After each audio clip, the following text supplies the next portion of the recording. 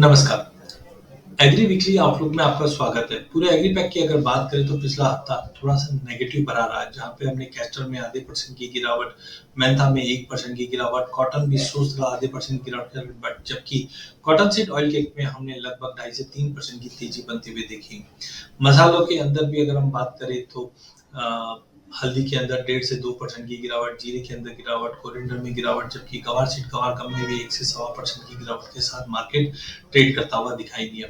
अगला हफ्ता काफ़ी इम्पोर्टेंट रहने वाला है क्योंकि मानसून की एक्टिविटी बहुत स्ट्रॉन्ग है एज़ ऑफ नाउ और हमने देखा कि मानसून अब ला निनो के फेज़ में है, जहाँ पे बताया जा रहा है कि सितंबर में और एग्रेसिव रहेगा। ऑलरेडी हमने देखा कर्नाटका, महाराष्ट्र, गुजरात, राजस्थान, एमपी यहाँ पे अब डैमेजेस की सिचुएशन में पहुंच चुके हैं, जिसकी वजह से हार्वेस्टिंग में इस बार डिले रहेगा और सोइंग में भी डिले रहेगा, जिसका सपोर्ट पूरे एग्री पैक के ऊपर मिलता हुआ दिखाई दे सकता है। सबसे पहले अगर कैस्टर की बात करें तो मार्केट पिछले 15-20 दिनों में एक सीमित दायरे में ट्रेड कर रहा है, जो 6200 के ऊपर सस्टेन नहीं कर पा रहा है, ना ही 6050 के नीचे जा पा रहा है। टेक्निकली मार्केट लग रहा है थोड़ा सा पुल बैक दिखा सकता है।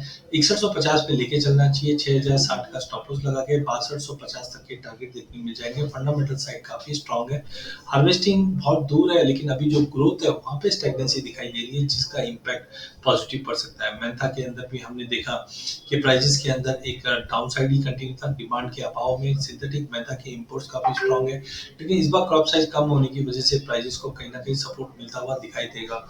945 एक अच्छा लेवल है, वहां पे 936 के स्टॉप लॉस से लेके चलना चाहिए, 956 तक के टारगेट देखने मिल जाएंगे।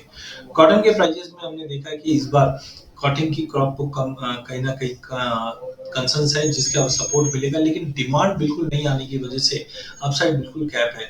कॉटन एमसीएक्स की अगर बात करें तो 58,000 पे लेना चाहिए, लिमिटेड अपसाइड है, 59,200 तक का लेवल दिखा सकता है। वही कॉटन सीड ऑयल के अंदर टेम्पररी तेजी दिखाई दे रही है, कॉटन के कंसर्न्स और एडिबल ऑयल कॉम्प्लेक्स में तेजी की वजह से कॉटन सीड ऑयल के अंदर एक बार 3070 से लेकर 3080 तक का एक टेम्पररी जंप दिखा सकता है।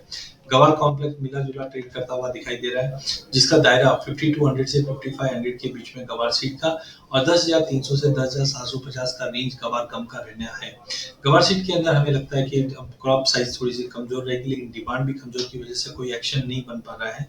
लेकिन गवार के अंदर हमें लगता है कि 5300 के करीब लेके चलना चाहिए 5500 के टारगेट के लिए। वहीं गवार कम के अंदर भी हमें लगता है कि 10,400 पे लेना चाहिए 10,750 के टारगेट के लिए।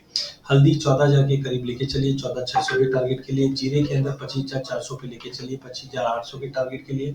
कोरिएंडर समय लगा सकता है, बट 6850 से 7,050 के दायरे में ट्रेड करता हुआ दिखाई देगा। धन्यवाद।